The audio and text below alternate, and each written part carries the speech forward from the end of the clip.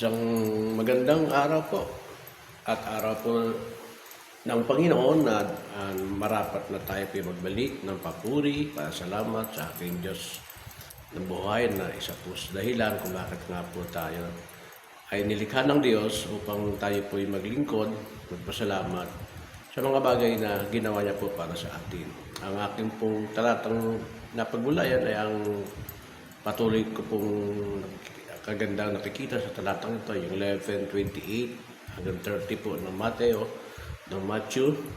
At yung nga po yung binabagit nga rito na lumapit kayo mga napapagal at nabibigit ang lupa at kayo aking pagpapahingahin, sapagkat ang sabi niya po parito ay ang kanya daw pong pamatok ay magaang, siya po ay marunong.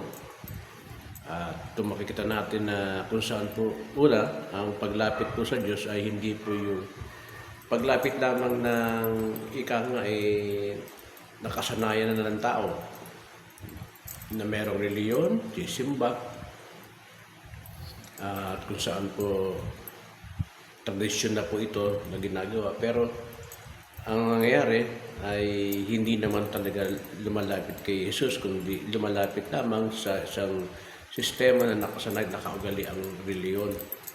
Pero dito, makikita natin na ang isang paglapit sa Panginoon ay mismo po ay personal na paglapit po.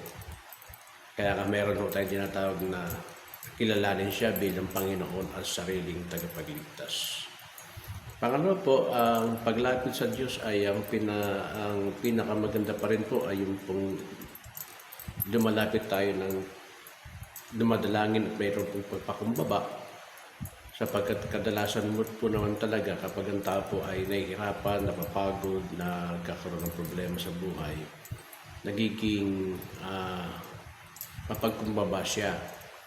Kaya nga nakalagay rin po sa Biblia, mapalad ang mga mahihirap na kung saan ay masasumpungan nila ang Diyos. At pangatlo po ay dapat po natin makita rin na ang paglapit po sa Diyos ay ang paghanap din po sa Diyos. Ayun po tinatawag na hanapin din po natin ang kanyang salita.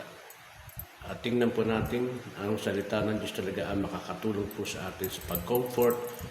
Sabi po ng Biblia ay ito pong salita ng Diyos ang siyang bibigay ng pagtuwid, pagtatama sa ating buhay, sapagkat ang salita ng Diyos daw po ay doble talim at kayang pasukin ang lahat ng uri ng sistema po sa mundong ibabaw, maging ang ating pong katawan mismo, sapagkat ang salita ng Diyos mismo ang siyang lumikha ng lahat ng bagay. At pangapat po ay pinagkalooban tayo ng Diyos na kung sakaling tayo po isasampalataya sa Kanya, bagamat siya po ay nasa langit na, hindi ko sabihin wala na rito, pero nag-iwan siya ng banal na Espiritu para po tayo ay masumpungan pa rin na binabantayan, kino-comfort, binibigyan ng gabay patuloy ng ating Diyos sa buhay. Kaya naman makabubuti po na tayo po patuloy pong lalapit sa Panginoon, sapagkat siya lamang po ang Diyos nakakaunawa po sa lahat ng bagay. Salamat po at magandang araw at hari nawa ay sama-sama tayong puri, magpasalamat sa Panginoon sa araw po ito.